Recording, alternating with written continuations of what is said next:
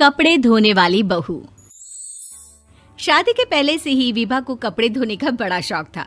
कभी नल के नीचे तो कभी तालाब के पास। अरे मेरी नीली वाली लुंगी नहीं दिख रही है। विभा की अम्मा, कहाँ रखी है लुंगी? अरे वो तो विभा ने परसों ही धोकर रखी थी आपकी अलमारी में, देखो वहीं होगी। वो ना मैंने आज धो दी, मुझे लगा कि गंदी हो गई होगी। अरे कैसे गंदी हो गई थी? उसे तो मैंने पहना भी नहीं। हे भगवान, इस लड़की के कपड़े धोने की आदत से परेशान हो गया हूँ मैं। जितना तो घर में राशन नहीं आता, उससे कहीं ज्यादा डिटर्जेंट पाउडर का खर्चा है। इसकी शादी करवा दो, शादी जाए अपने घर में ही करे काम, फिर चाहे घर के कपड़े धोने हो या पूरे गांव के। हाँ ठीक बोल रही हूँ, देखता हूँ मैं कोई लड़का। वो दिन भी आ जाता है जब विभा को देखने लड़के वाले आ जाते हैं। लड़की मुझे अच्छी लगी। होने वाली सास कहती है, बेटी अगर कुछ पूछना है तो पूछ लो। वैसे तो हमारी लड़की बहुत ही शर्मीली है, जो बोल दो वो मान लेती है, इसे क्या पूछना होगा। अरे कैसी बात कर रही हो माँ, मुझे इन लोगों के घर रहना है, सवाल तो कई है। हाँ हाँ बेटा, पूछ लो ना, क्या पूछना है। आप लोगों के घर कपड़े कौन धोता है? सास का मुंह बन जाता है। देखो, अगर तुम ये कहना चाहती हो कि तुम्हें कपड़े धोने नहीं आते तो सुन लो, कपड़े मैं ही धोती हूँ, लेकिन तुम्हारे आ जाने के बाद मैं रुमाल तक नहीं धोऊंगी। अरे चुप रहना भाग्यवान, बहू बेचारी घर आई नहीं, उसे डराना शुरू कर दिया। वो क्या है ना बिटिया, अभी तक तो ये कल्लू की माँ ही धोती थी, लेकिन अब तुम्हारे पापा तो दहेज में वॉशिंग मशीन देंगे ही। तभी विभा की माँ बोल पड़ती है, सवाल भी पूछा तो क्या। वैसे भाई साहब, मशीन की तो फिर भी कपड़े धोने की कैपेसिटी होती है। मतलब जो बिटिया दे रहे हैं ना विभा, इसे कपड़े धोने का बहुत शौक है। ये आप लोगों के क्या, आस पड़ोस गांव मोहल्ले सबके कपड़े धो दे और उफ तक ना करे। बाहर देखा नहीं आपने कितने कपड़े सूख रहे हैं?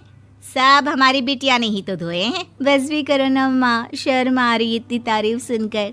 और तो और एक दाग निकाल कर दिखाओ तो मान जाऊं। हाँ अच्छा, माफ करना बेटा, मैंने गलत समझा।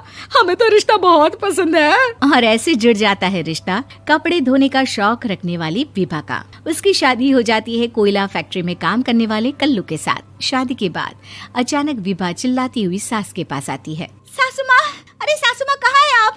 ये तो धोखा है, धोखा दिया आप लोगों ने मुझे।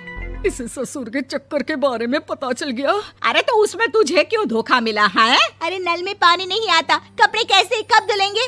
अच्छा, तू पानी नहीं आ रहा उसकी बात कर रही है। तो आपने क्या सोचा? कुछ नहीं।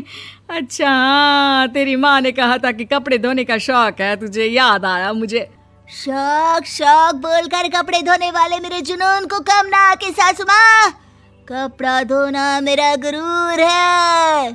तभी पति भी वहाँ आ जाता है। अभी मैंने इसे सनी देओल की फिल्म दिखाई है, उसी के डायलॉग मार रही है माँ। अच्छा सुन, साफ साफ बता रही हूँ, पानी सुबह 4 से 6 और शाम को 10 से 12 आता है, समझी?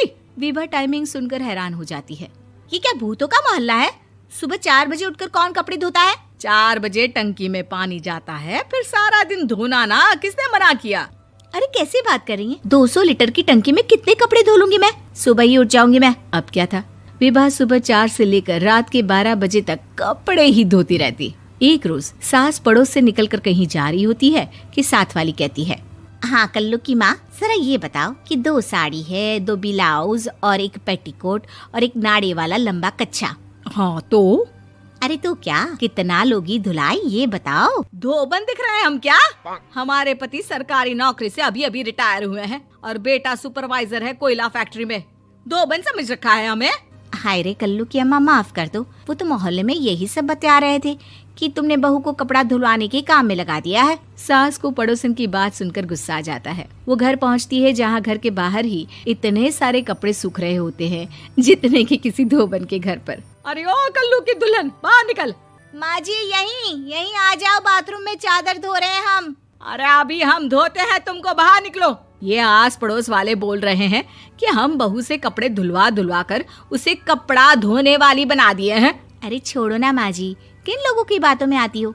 आस पास के लोगों का तो काम ही होता है कि वो किसी तरह सास बहू को लड़ा दे। बहू सारे घर के कपड़े धोती है, ये क्या कम है? बोलिए।